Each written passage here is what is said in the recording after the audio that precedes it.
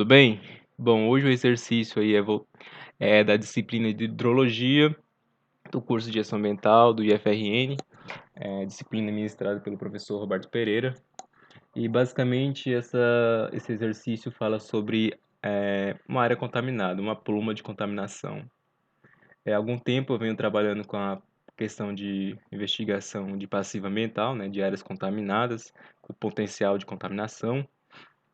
E eu venho ressaltar aqui, antes de nós começarmos a resolver esse exercício, o quão importante é nós darmos atenção em todas as disciplinas, em todas as matérias que são ministradas durante o nosso curso, que de alguma forma ou outra, em algum momento da sua vida profissional ou acadêmica mesmo, você vai ter que utilizar e vai ser de fundamental importância você ter pelo menos um certo conhecimento do que foi passado para você.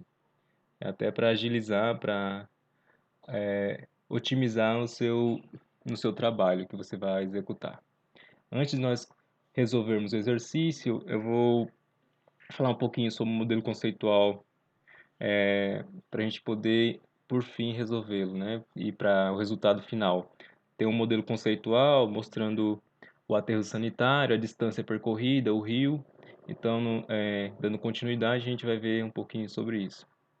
Bom, pessoal, ele coloca aqui que tem um aterro sanitário. Contudo, a gente sabe que o aterro sanitário ele tem que ser na parte inferior, né, na base deve ter uma manta, né, geotérmica, e também os drenos para coletar o chorume e esse chorume ser tratado. Mas a gente percebe aqui, pelo modelo conceitual do exemplo, que o lençol freático passa pelos resíduos que estão sendo decompostos pelas bactérias anaeróbias. Aqui nós temos os poços, nessa área entre o aterro sanitário e o rio, e a gente percebe que o fluxo da água dá sentido do lixão, no caso aqui do aterro sanitário, para o rio. Então esse rio aqui é um rio efluente, né? Ele recebe contribuição da água subterrânea. Na parte aqui de baixo, a gente tem a planta dessa área aqui de cima, né? A visão de planta, a vista em planta. E a gente vê as cotas. Tem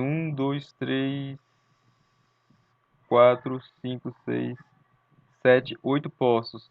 E cada poço tem uma cota.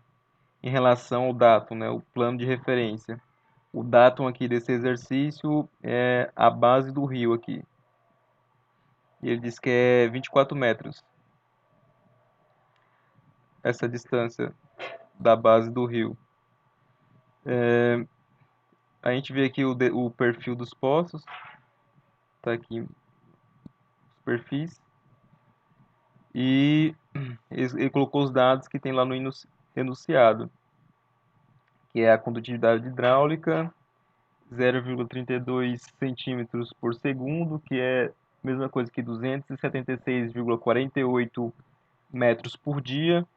O NEF, que é a porosidade efetiva, que é igual a 0,25, ele já transformou para forma decimal. E para nós resolvermos esse exercício, basicamente nós precisamos saber do quê? Dessa condutividade, que é 276,48 metros por dia. Precisamos saber da porosidade efetiva, na forma decimal, 0,25. Precisamos saber do gradiente hidráulico e precisamos saber da velocidade, que não foi dada. Para calcular o gradiente hidráulico, a gente vai utilizar essa pequena fórmula, que é a carga hidráulica do ponto A menos a carga hidráulica do ponto B,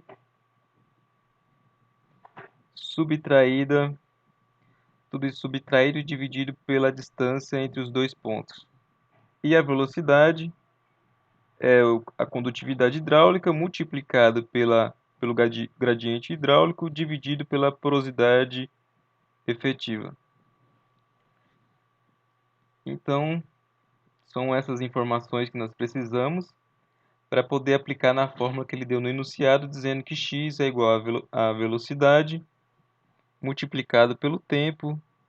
Isolando o tempo, nós vamos ter uma fórmulazinha aí que x vai ser a velocidade, que tempo vai ser a divisão entre x, que é a distância, e a velocidade.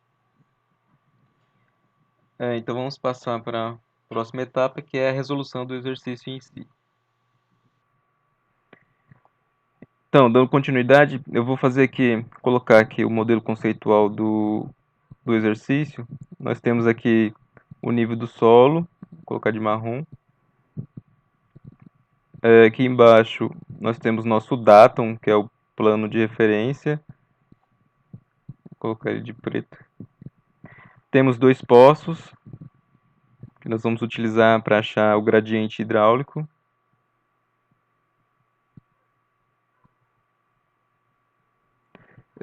Eu vou chamar esse poço aqui de 1 e esse outro de 2.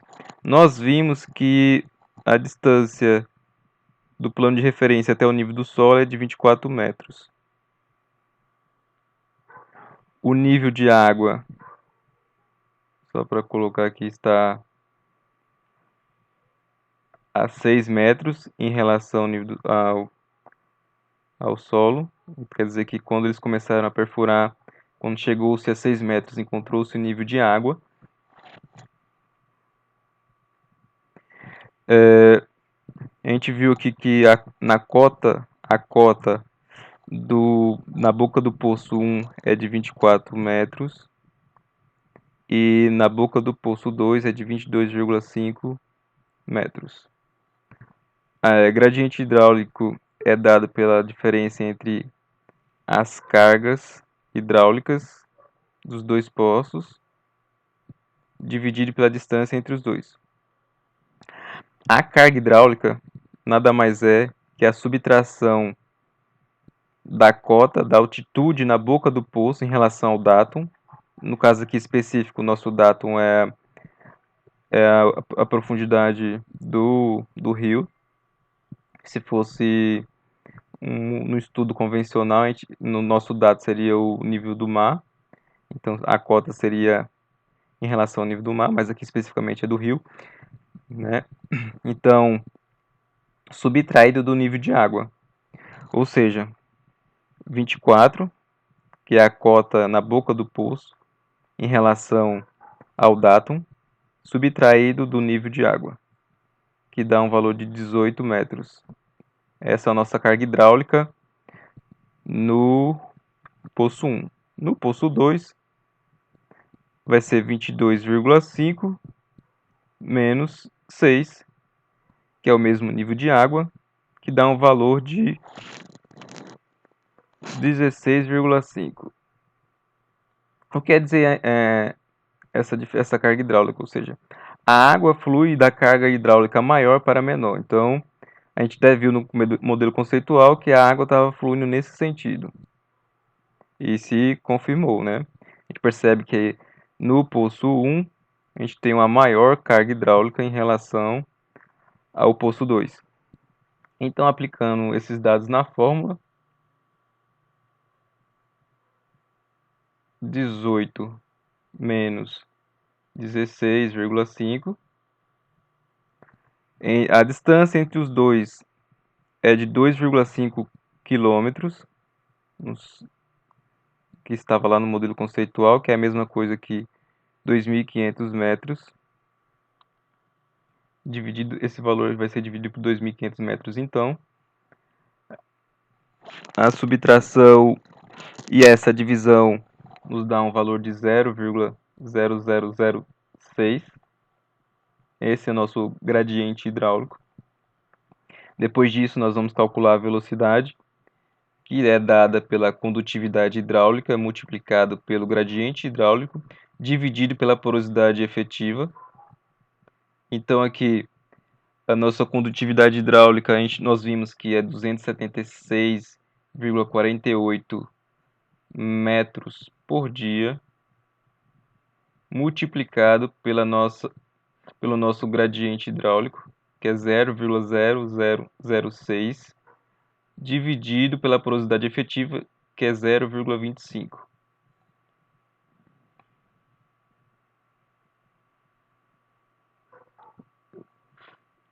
Só colocar aqui, a gente vem para cá, colocar aqui embaixo.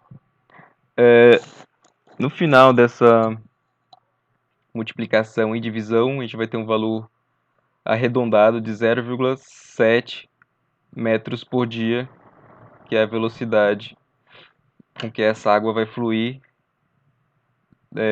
do poço 1, no caso do lixão, para o rio.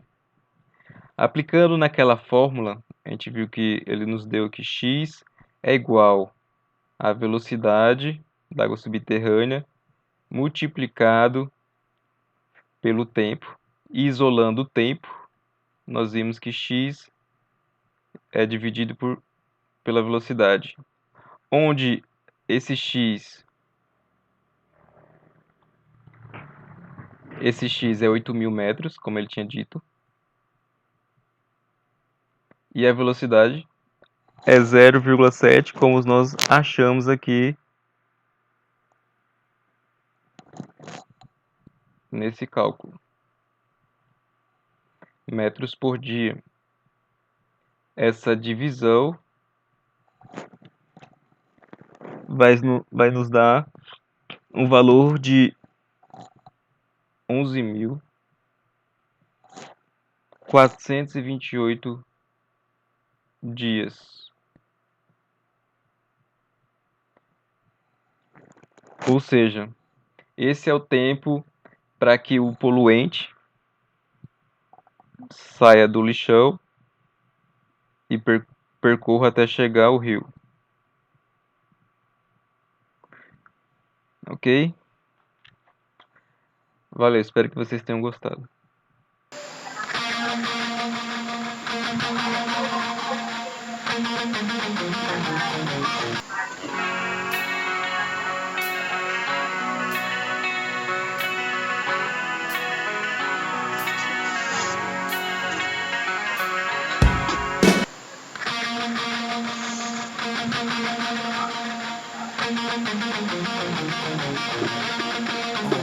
Oh my God.